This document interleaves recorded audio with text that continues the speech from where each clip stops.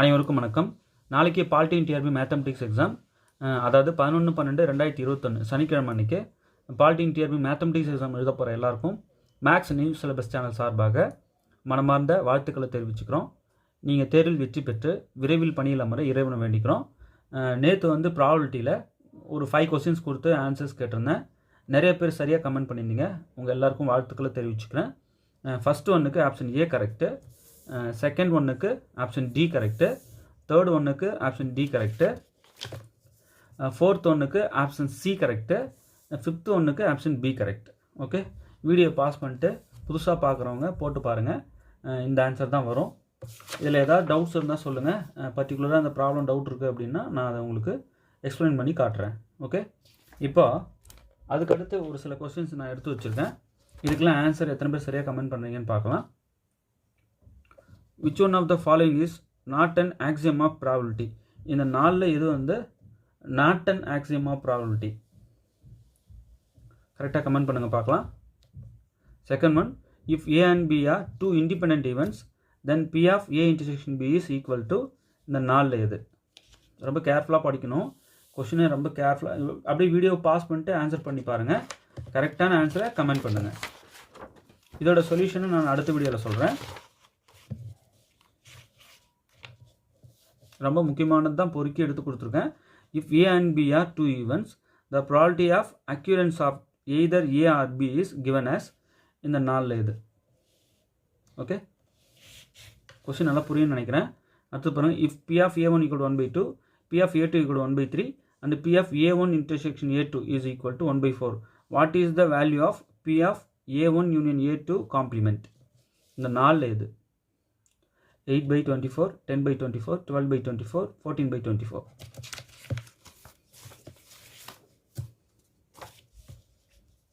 அடுத்து பாருங்க, let A and B be the two possible outcomes of an experiment and suppose P of A equal to 0.4, P of A union B equal to 0.7 and P of B equal to P. For what choice of P are A and B independent? எந்த B வேல்யூக்கு ஏவும் B இண்டிபெண்ட்டாக இருக்குன்னு கேட்குறாங்க. ரொம்ப easy, இது try பண்ணுங்கள். அடுத்து பாருங்கள், which of the following statements are true? இந்த கீழே இருக்கிற 4 ஸ்டேட்மெண்ட்டில் எது ட்ரூ அப்படின்னு கேட்குறாங்க. அதில் கரெக்டான ஆப்ஷன் எதுவும் சூஸ் பண்ணணும். ஃபஸ்ட்டு ட்ரூ ஸ்டேட்மெண்ட்டை செலக்ட் பண்ணிவிட்டு அதுக்கு கரெக்ட் ஆப்ஷன் நீங்கள் செலக்ட் பண்ணணும். இதெல்லாம் ரொம்ப முக்கியமானது ப்ராபபிலிட்டியில். ஸோ நம்ம மிஸ் பண்ணிடக்கூடாது. ஏதாவது சந்தேகம் இருந்தாலும் உங்களுக்கு நாங்கள் அதுக்கு டீட்டெயில் கொடுக்குறோம். அடுத்தது பாருங்கள், the distribution for which mean and variance are identical is இந்த நாலில் இது. அடுத்து பாருங்கள், if x and y are random variables with variance of x equal to 7.5, variance of y equal to 6 and covariance of x comma y equal to 4, then variance of 2x plus 3y is இந்த நாலில் இது. அடுத்து பாருங்கள், given the two lines of regressions as 3x minus 4y plus 8 equal to 0 and 4x minus 3y minus 1 equal to 0, the means of x and y are இந்த நாலில் இது. x and y ஓட means என்னன்னு சொல்லணும். Okay, regression lines கொடுத்துருக்காங்க, means of x and y நம்ம சொல்லணும். அடுத்தது பாருங்கள், if rho xy equal to 0, the variables x and y are இந்த நாலில் இது. rho xy equal to 0 இருந்தால் இந்த வேரியபிள்ஸ் ரெண்டும் என்ன? லீனியர்லி ரிலேட்டடா, நாட் நெசசரிலி இண்டிபெண்டா, நாட் லீனியர்லி ரிலேட்டடா, டிபெண்டா? If a distribution has 3 local maximums, its frequency curve will be இந்த நாலில் இது. அடுத்து பாருங்கள், the range for coefficient of correlation is இந்த நாலில் இது. coefficient of correlation உடைய ரேஞ்ச் என்னன்னு கேட்குறாங்க. இது ரிப்பீட்டட் கொஸ்டின் இது.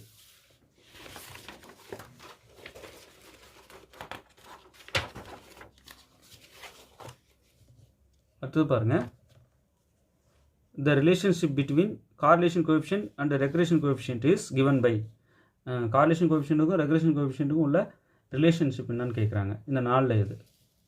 ஓகே, அடுத்தது பாருங்கள், regression coefficient is independent of the change of இந்த நாலில் இது.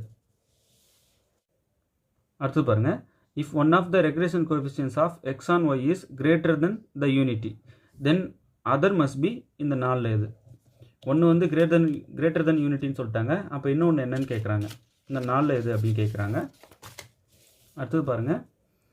If the sample size n equal to 2, the students t distribution reduces to இந்த 4ல் எது? நார்மல் டிஸ்ட்ரிபியூஷனா, எஃப் டிஸ்ட்ரிபியூஷனா, காசி டிஸ்ட்ரிபியூஷனா, டி டிஸ்ட்ரிபியூஷனா, இந்த 4ல் எதுன்னு சொல்லணும். ஓகே. அடுத்து பாருங்கள். If the sample size n greater than 30, the t distribution tends to இந்த 4ல் எது? Normal டிஸ்ட்ரிபியூஷனா, F டிஸ்ட்ரிபியூஷனா, Kashi டிஸ்ட்ரிபியூஷனா, chi square டிஸ்ட்ரிபியூஷனா. ரொம்ப முக்கியமானதும் ஈஸியானதும் கொடுத்துட்ருக்கேன்.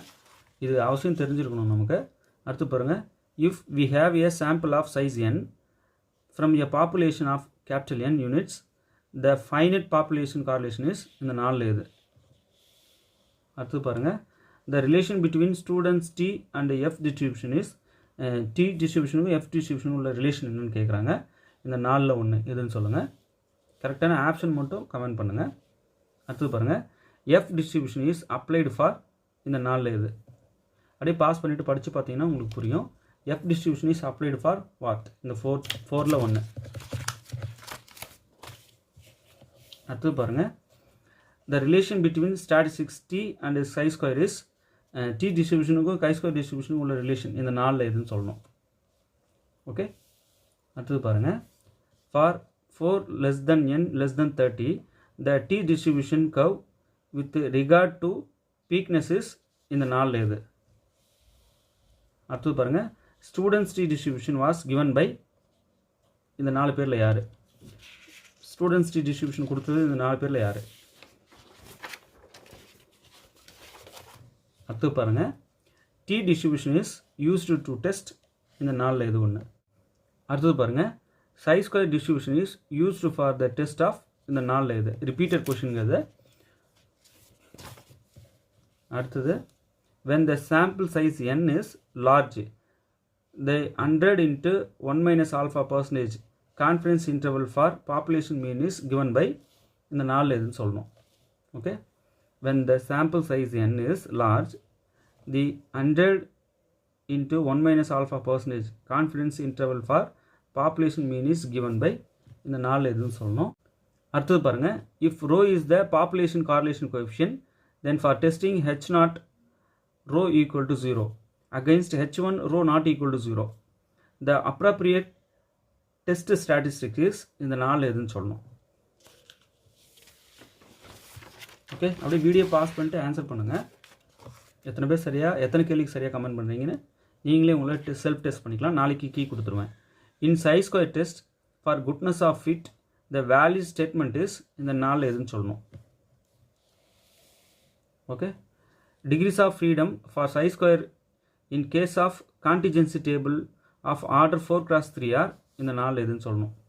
degrees of freedom for chi square in case of contingency table of order 4x3 are இந்த 4ல் எது? 12 9 8 6. range of statistic t is t statistics உடைய range என்னன்னு கேட்குறாங்க. அடுத்து பாருங்கள். having sample observations x1 x2 up to xn, the formula for sample variance is இந்த 4ல் எது? அடுத்தது பாருங்கள். having sample observations x1 x2 up to xn, the formula for sample variance is இந்த 4ல் எதுன்னு சொல்லணும். sample observations கொடுத்துட்டாங்க. n sample observations கொடுத்துட்டு formula for variance sample variance கண்டுபிடிக்கிற ஃபார்முலா என்னன்னு கேட்குறாங்க. இந்த 4ல் எதுன்னு சொல்லிட்டு கமெண்ட் பண்ணணும். ஓகே.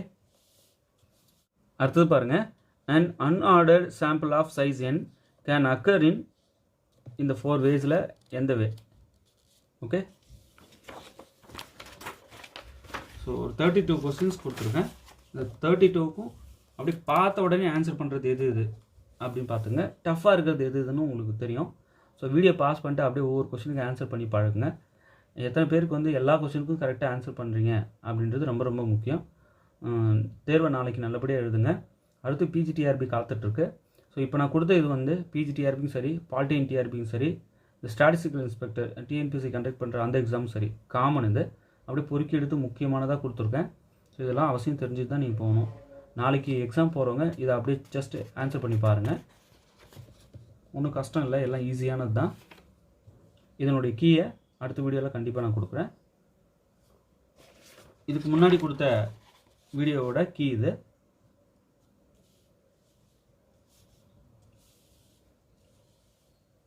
இதெல்லாம் போட்டு பார்த்து ஈஸியாக கண்டுபிடிச்சிடலாம். ஏன்னா இதுக்கு யூஸ் ஆகிற அத்தனை ஃபார்முலாஸையும் நான் என்ன பண்ணியிருந்தேன் உங்களுக்கு கொடுத்துருந்தேன். முதல்ல அந்த ஃபார்முலாஸ் யூஸ் பண்ணியே போடுற மாதிரி இருக்கும் இது எல்லாமே. சரிங்களா?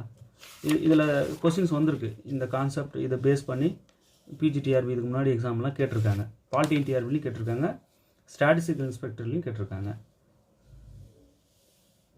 ஓகே. இல்லை சார் இந்த ப்ராப்ளமில் டவுட் இருக்குன்னு சொன்னீங்கன்னா அதை நாங்கள் எக்ஸ்பிளைன் பண்ணியும் காட்டுவோம். இல்லை நீங்களும் ட்ரை பண்ணியும் பார்க்கலாம். சரியா? எங்கள் ஸ்டடி மெட்டீரியலில் ஃபுல்லாக எல்லாத்தையும் தரவாக கொடுத்துருப்போம். அதில் கூட நீங்கள் பேஜ் திருப்பி பார்த்தீங்கன்னா உங்களுக்கு நல்லாவே அது புரிஞ்சிடும். ஜஸ்ட் இதை செல்ஃப் டெஸ்ட் பண்ணுற மாதிரி உங்களுக்கு கொஸ்டின்ஸ் கொடுத்துருக்கேன், ஆன்சர் பண்ணி பாருங்கள். எல்லோரும் நல்லபடியாக ப்ரிப்பேர் பண்ணுங்கள். நாளைக்கு பாலிடெக்னிக் டிஆர்பி எக்ஸாம் எழுதிட்டு கொஸ்டின் எப்படி இருந்ததுன்ட்டு கமெண்ட் பண்ணுங்கள். பாலிடெக்னிக் டிஆர்பி எழுதிட்டு நம்ம வீடியோவிலேருந்து என்னென்ன கொஸ்டின்ஸ்லாம் கேட்டிருந்தாங்க அப்படின்னும் சொல்லி கமெண்ட் பண்ணுங்கள். ஏன்னா ரெகுலராக ஃபாலோ பண்ணுறவங்க எல்லா வீடியோஸையும் பார்த்துருப்பீங்க நிச்சயமாக.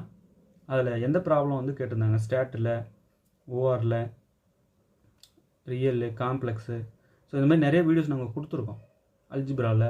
ஸோ கொடுக்கும்போது என்ன அந்த சாப்டர்லேருந்து எந்த ப்ராப்ளம் கேட்டிருந்தாங்க, இல்லை அந்த மாடல் ப்ராப்ளமாவது கேட்டிருந்தாங்கன்னா கமெண்ட் பண்ணுங்கள். உதவியாக இருந்ததா, எந்தெந்த ப்ராப்ளம் நம்ம டிஸ்கஸ் பண்ணது வந்தது, முதல்ல கான்செப்ட் ஈஸியாக தான் கேட்டிருந்தாங்களா, இதெல்லாம் சொல்லிட்டு கமெண்ட் பண்ணுங்கள். தேர்வு நல்லபடியாக எழுதுங்க. தேர்வில் வெற்றி பெற வாழ்த்துக்கள். தேங்க்யூ.